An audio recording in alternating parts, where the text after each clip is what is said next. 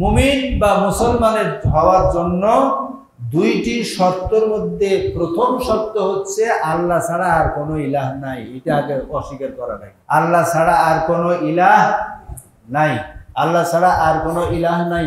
এর অনেকগুলি ব্যাখ্যা আছে। একটা কথা বলি, আল্লাহ ছাড়া আর কারো আইন নাই, আল্লাহ ছাড়া আর কারো আইন নাই।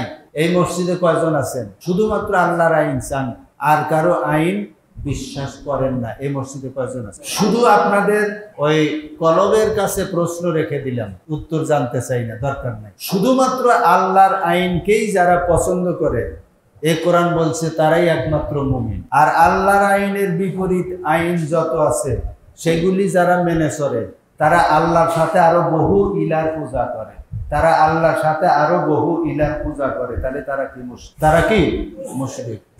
এই এন্তাকি আর এন্তাকিস এবং তার এলাকার লোকজনের যে চরিত্র, আল্লাহর আইন যারা চায় না তাদের চরিত্র একই জিনিস। তাদের বিশ্বাস আর এদের বিশ্বাস একই বিশ্বাস, এই বিশ্বাসের মধ্যে কোনো পার্থক্য নাই। আবু জেহেলদেরও এই বিশ্বাস ছিল। আবু জেহেলরা আল্লাহকে বিশ্বাস করত, আল্লাহর কাছে দোয়া করত, আল্লাহর ঘরের হজ করত, মানুষকে তারা হাজিদেরকে পানি পান করাইতো, হাজিদের কি কয় সেবা যত্ন করত, তাদেরকে খাইতে দিত, থাকার জায়গা করে দিত, এত কিছু করত, নেকির কাজ করত আল্লাহকে খুশি করার জন্য। কিন্তু ওই যে আল্লাহকে খুশি করার পাশাপাশি লাত, মানাত, হবল, ওজ্জা, নাইলা, সাফা ইত্যাদি দেব দেবীরও পূজা করত। এই জন্য ওরা মুশরিক।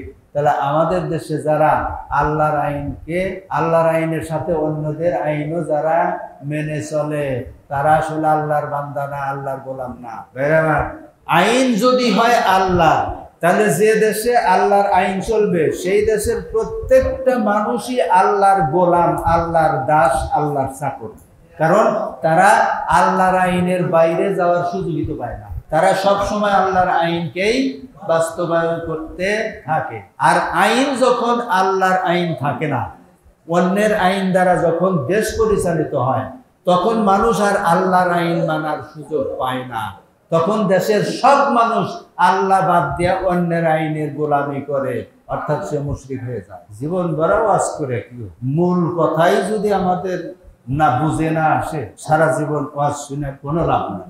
আল্লাহর রসুলের জীবনে কোনোদিন ওয়াজ করে সেরা আল্লাহর নবী হাত তুলে লোকজনকে নিয়ে মোনাজাত করেছেন বলে একটা হাদিসও পাই নাই, কোরআনে তো নাই। এ জীবনে কোনোদিনও কোনো হাদিসও পাই নাই, অন্য কোনো কিতাবেও পাই নাই। তো যে কাজ আল্লাহর নবী জীবনে একবারও করেন নাই, করলে রসুলুল্লাহ কেউ ঠেকাইলে নাই। কোনো সমস্যা ছিল কি?